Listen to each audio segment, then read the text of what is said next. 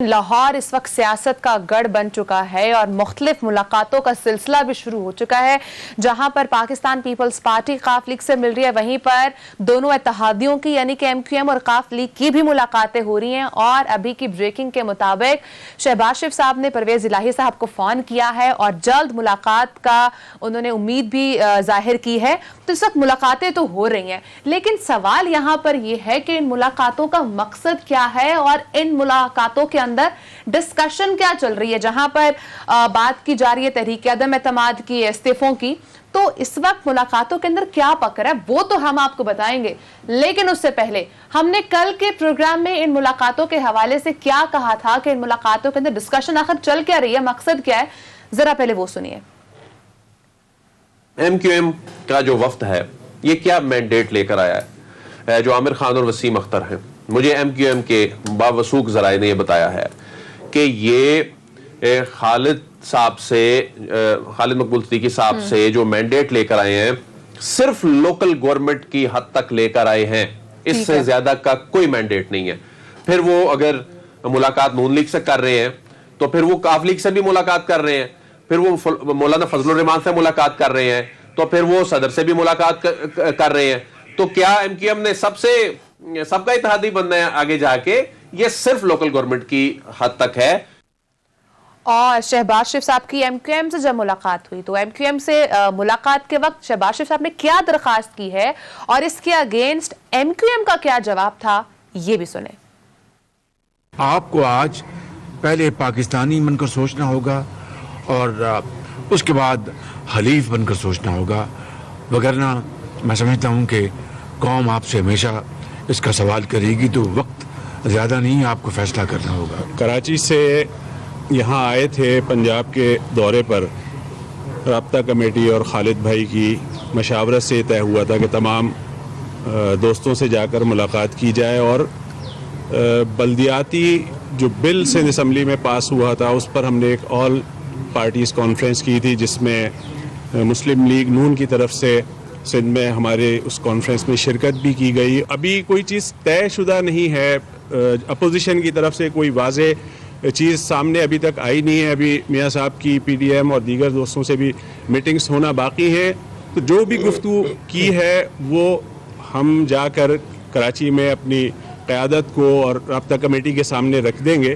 फिर जो भी उसमें बातचीत होगी उससे फिर हम मुतला भी करेंगे। सो अदील, पहले तो ये बताएं कि आप तो इस्लामाबाद में, लाहौर की मुलाकातों का अहवाल आपने कैसे जाना है, और दूसरा ये बताएं कि वाकई में तहरीक अदम एतमाद आने वाली है? देखें, ये तो आमिर खान साहब ने बता दिया, खुद ही उन्होंने अपनी बात से बता दिया कि उनके पास कोई इख्तियार नहीं है। जो शहबाज शरीफ साहब ने उनके सामने बातें रखी हैं वो भी उन्होंने वहां जाके राब्ता कमेटी के सामने रखनी है। और मुझे MQM के मुसद्दका ज़राए ने ये बात बताई है कि इस डेलीगेशन के पास इसके अलावा कोई और एजेंडा नहीं है, और ये चीज़ आज साबित होगी। लेकिन कल क्या चल रहा था पता नहीं, कोई तूफान आ गया। जरदारी साहब गए जरूर काफली के पास और उन्होंने बड़ी वाज़े बात की।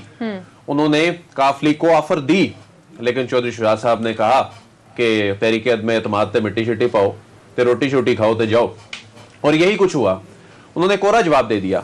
अब बातें हैं जो बल्कि अभी जब ये प्रोग्राम चल रहा है तो अभी फ़ोन भी हुआ है, चौधरी परवेज इलाही को फ़ोन भी किया गया है। PMLN ने अब जाना है काफ लीग से मुलाकात करनी है। बाप का भी मैं बता दूं कि बलोचिस्तान अवामी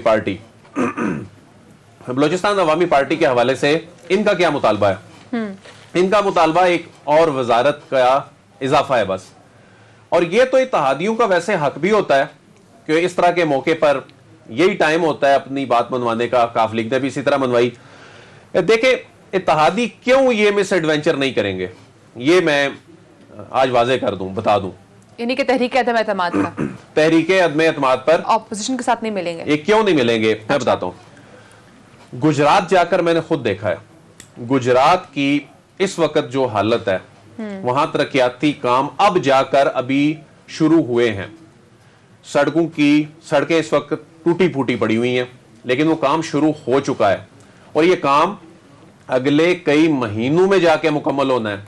ठीक है। बहुत से प्रोजेक्ट्स ऐसे हैं जो 1 साल से ज्यादा अरसा भी लग जाना है। ये वो टाइम है जिसमें आपने जो तरक्याती काम शुरू किए हैं इनकी बुनियाद पे आपने अगले इलेक्शन में जाना है। और फंड्स की अगर बात देखी जाए तो पीटीआई के अपने लोगों को फंड मिल रहे हैं या नहीं मिल रहे, इत्तेहादियों को पूरे फंड मिल रहे हैं। गुजरात के चौधरियों ने तो जहां जहां इनके एमएनए एमपीएज हैं वहां पर इन्होंने अपनी मर्जी की ब्यूरोक्रेसी लगवाई हुई है। अपने अपने जिलों में तो ये हाकिम है, फंड्स इनको भरपूर मिल रहे हैं। बिल्कुल अपने फाइनल स्टेजेस पे तरक्याती कामों का जो मामला इलेक्शन से पहले होता है उसमें ये जा चुके हैं। ये तो कभी भी अफोर्ड नहीं कर सकते। यही सूरत हाल एमक्यूएम की है और यही सूरत हाल दीगर की है। अब बलोचिस्तान अवामी पार्टी एक वजारत जो है वो इजाफी मांग रही है। अब आते हैं जी तहरीक अदम एतमाद कामयाब होगी या नहीं। पहली बात तो यह कामयाब होना तो बहुत दूर की बात है, तहरीक अदम एतमाद आएगी भी या नहीं। अब आप ये देखें, लाहौर में मुलाकात जो हुई पाकिस्तान पीपल्स पार्टी और पीएमएलएन की, इस मुलाकात में जो चीज वाज़े तौर पे इन्होंने कही, कोई डकी छुपी नहीं, वाज़े तौर पे कही कि हुकूमत को घर भिजवाने के हवाले से आईनी ऑप्शन इस्तेमाल किए जाएंगे। तहरीक अदम एतमाद की बात की गई। फैसले कहां होंगे जी? हमारी सेंट्रल एग्जीक्यूटिव कमेटी फैसले करेगी। कल सेंट्रल एग्जीक्यूटिव कमेटी का इजलास इस वक्त तक चल रहा था। उसके बाद फैसला क्या आता है कि मियां मोहम्मद नवाज शरीफ साहब को इख्तियार दे देते हैं। अच्छा जी, फिर सब नजरें मियां मोहम्मद नवाज शरीफ साहब की जानिब लग जाती हैं। मियां मोहम्मद नवाज शरीफ साहब का एक वीडियो क्लिप आता है जिसमें वो सहाफियों से गुफ्तगू कर रहे हैं बरतानिया में, और उसमें वो कहते हैं कि सेंट्रल एग्जीक्यूटिव कमेटी ने फैसला कर लिया कि आगे बढ़ेंगे। किसी के पास कोई लाया अमल नहीं है। अभी एमक्यूएम के आमिर खान साहब भी यही कह रहे थे कि अभी कोई स्ट्रैटेजी नहीं है ऑपोजिशन के पास। तो तहरीक अदम एतमाद जो है वो कैसे आनी है? अच्छा, इसमें खुद सदीक जान साहब जो हैं उनसे वो अक्सर इस प्रोग्राम में भी कहते हैं, अपने सोशल मीडिया पे भी अक्सर इनको हम सुनते हैं ये कहते हुए। एक तो ये बात अब सच होती नजर आ रही है। सदीक जान साहब ने ये जो दावा किया था ना कि नून लीग खुद टूट फूट का शिकार हो रही है, बल्कि अब तक की इतलात हैं कि इस मामले में ये एस्टैब्लिशमेंट के करीब जाने ना जाने और ये तहरीक अदम एतमाद वाले मामले पे इसमें बड़ी डिवीजन सामने आई है। यही वजह है कि कल सेंट्रल एग्जीक्यूटिव कमेटी भी कोई फैसला ना कर सकी। उन्होंने मियां नवाज शरीफ साहब की कोर्ट में गेंद फेंक दिया, वो भी फैसला नहीं कर सके क्योंकि अपने इनके लोग इसकी फेवर में नहीं है। राना सनाउल्लाह साहब का अगर शॉट आज दोबारा वो चलवाएं ताकि पता चल सके कि उन्होंने जो ग्राउंड रियलिटी की बात की है, तो समझ आता है, जो लॉजिकल है कि कितना मुश्किल काम है जो राना सनाउल्लाह साहब ने जो एक टीवी इंटरव्यू में बात की, अगर वो आप चलवा सकें तो। जी अदील, यानी कि ऑपोजिशन को भी इस वक्त इल्म है कि जो वो काम करने जा रहे हैं वो पॉसिबल नहीं है।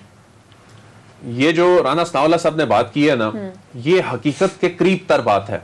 इसको आप किसी इंफॉर्मेशन से हट के, किसी एनालिसिस से हट के कोई अगर इस पर अपना जहन अप्लाई करे तो राना सनाउल्लाह साहब ये जो कह रहे हैं कि इन 15, पहली बात तो उन्होंने ये कह दिया कि इन अगर हम उनके 15-20 बंदे नहीं लाते ना तो ये नहीं हो सकता। इत्तेहादियों की सूरत हाल आपने देख ली है, और इत्तेहादी ये एडवेंचर क्यों करेंगे, मिस एडवेंचर क्यों करेंगे? राना सनाउल्लाह साहब कह रहे हैं कि अगर उनके 15 बंदे लाए जाएं, उसके कॉन्सिक्वेंसेस उन्होंने बता दिए हैं। उसके नतीजे में क्या होगा? आप किसी 15 एमएनए को जब तोड़ेंगे तो उस हलके में जो आपका बंदा होगा, यानी आपने उसको टिकट देने के लिए लाना है ना, उसको वैसे तो नहीं लाना।